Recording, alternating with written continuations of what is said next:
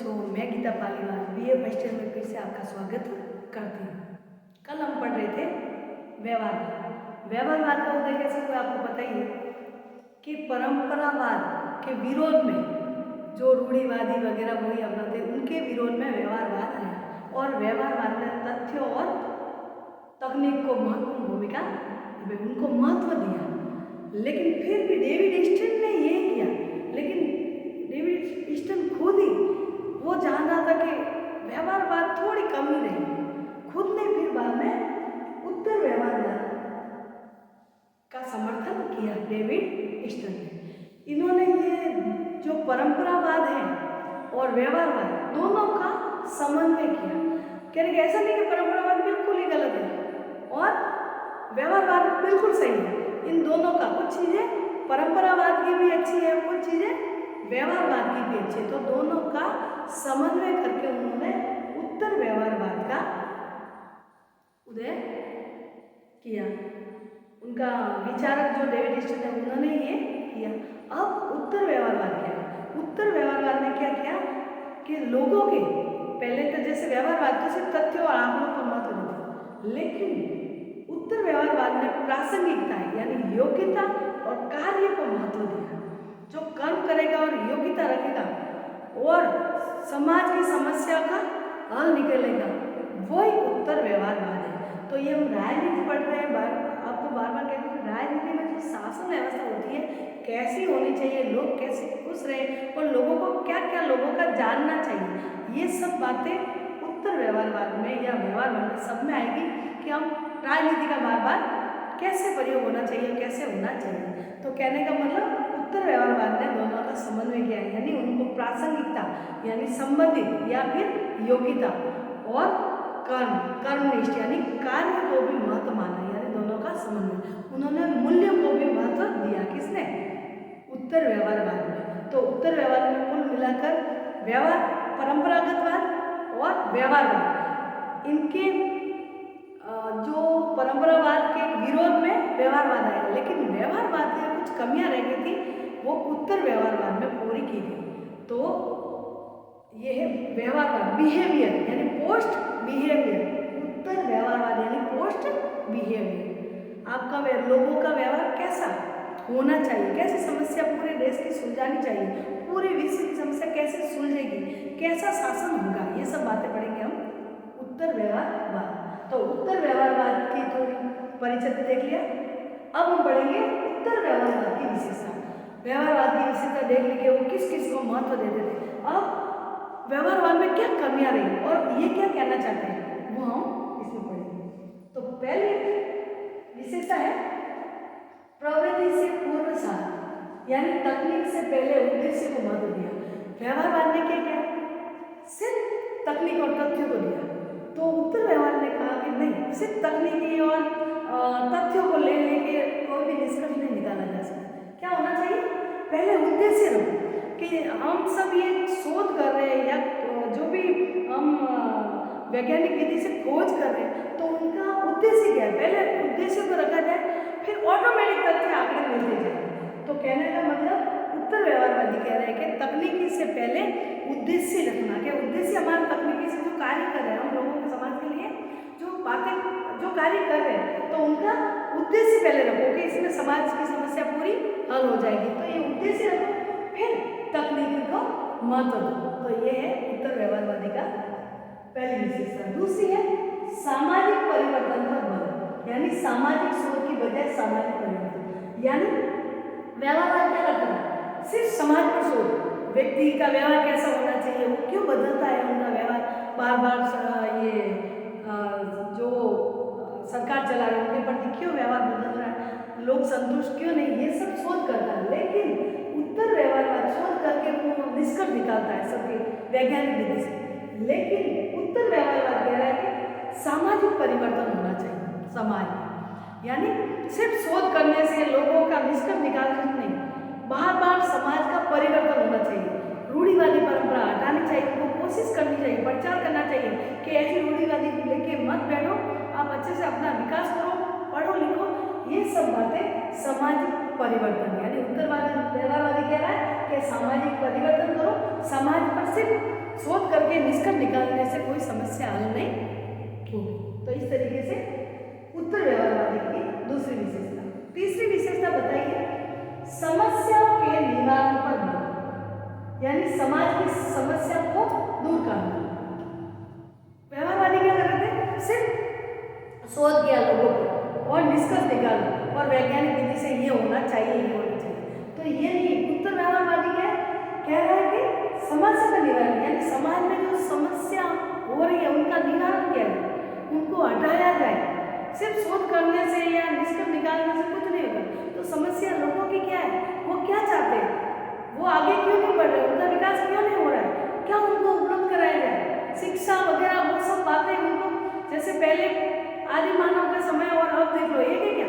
अगर समस्या उनकी सुलझाई नहीं लोगों की और लोग आगे बढ़ते नहीं, सिर्फ शोध करते और वो अपने काम में लगे रहते तो कुछ नहीं हो सकता था। तो कहने का मतलब समस्या के निवारण के लिए उत्तर व्यवहारवाद ने क्या किया, समाज की समस्या को दूर करो फिर बाद में शोध करो। पहले समस्या दूर करो, फिर लोग भी इंटरेस्ट लेने लग गए और वो भी अच्छे से फिर बाद में शोध करेंगे तो अच्छे से उत्तर दे सकते हैं।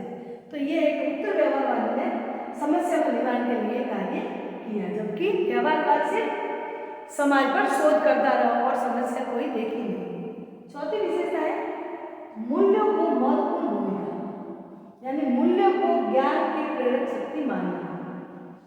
यानी व्यवहारवाद से ज्ञान को महत्व दे रहा था कि जो पढ़ा लिखा है वो शोध करेगा और समाज की जो निष्कर्ष निकलेगा वो पूरी करेगा, लेकिन मूल्य को ज्ञान की प्रेरक शक्ति मानना, यानी मूल्य जो वैल्यू है उस समय लोगों की जो वैल्यू है, उस देश की वैल्यू है, उनको आगे रखकर फिर ज्ञान की शक्ति बढ़ाना। नहीं तो व्यवहारवाद क्या करता है, सिर्फ ज्ञान के ऊपर बोला था, हाँ शोध करना लोगों का ऐसा है, ये है, अब ऐसा होना चाहिए, लेकिन वैल्यू जो वैल्यू है उस समय, जैसे कि कहीं पे थोड़ी, जैसे भारत में विविधता में एकता भारत की विशेषता, अलग अलग जाति के लोग भारत के रहते हैं, लेकिन हमारी सरकार को पता है कि हम धर्म निरपेक्ष, धर्म भी अलग अलग है, धर्म निरपेक्ष अपना। अब जैसे किसी देश में एक ही धर्म है तो वहाँ अपनाने की जरूरत नहीं है। तभी कह रहे हैं मूल्य, यानी वैल्यू उस समय उस देश की वैल्यू क्या है। हमारे देश में अलग अलग धर्म के लोग, तो इसलिए हमने संविधान में क्या लिखा, धर्म निरपेक्ष, यानी देश का कोई धर्म नहीं होगा, सभी धर्म समान होगा और कोई किसी के धर्म को नीचा नहीं दिखाएगा। अगर नीचा ऊपर दिखाएगा तो उनको कानूनन सजा दी जाएगी।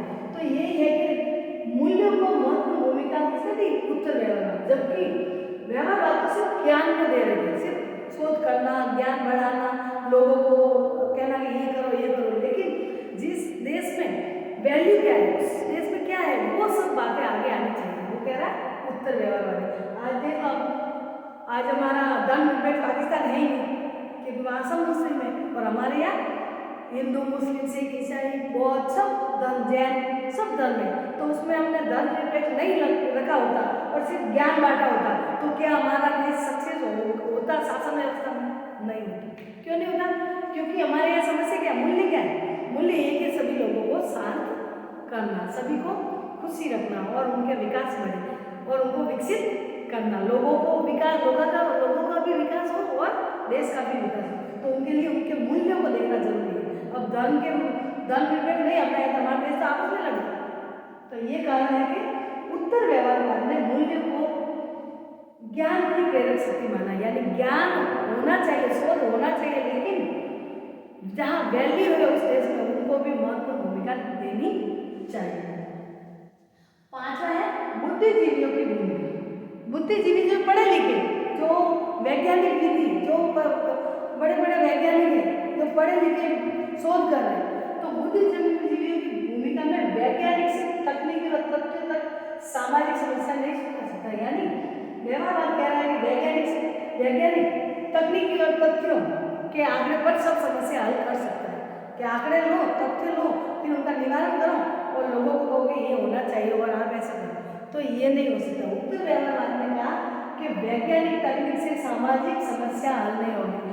पहले तो लोगों की जो समस्या है, क्या समस्या होगी, क्या वो शासन व्यवस्था में भाग क्यों नहीं ले रहे, क्या कारण, उनकी जो मांग है पूरी हो रही नहीं हो रही। पहले लोगों की समस्या को सुलझाना चाहिए, फिर वैज्ञानिक विधि या चाहिए। कौन कह रहा है? उत्तर व्यवहारवादी। लेकिन व्यवहारवादी कह रहा है सिर्फ तकनीक और वैज्ञानिक शोध करते रहो, निष्कर्ष निकालो और थ्योरी सिद्धांत के रूप में लिख लोगे, ऐसा ऐसा होना चाहिए, तो ऐसे समस्या हल नहीं होगी। क्या होगा कि जो बुद्धिजीवी है, जो भी है, वो वैज्ञानिक से तकनीकी नहीं, लोगों की समस्या भी सुलझाए।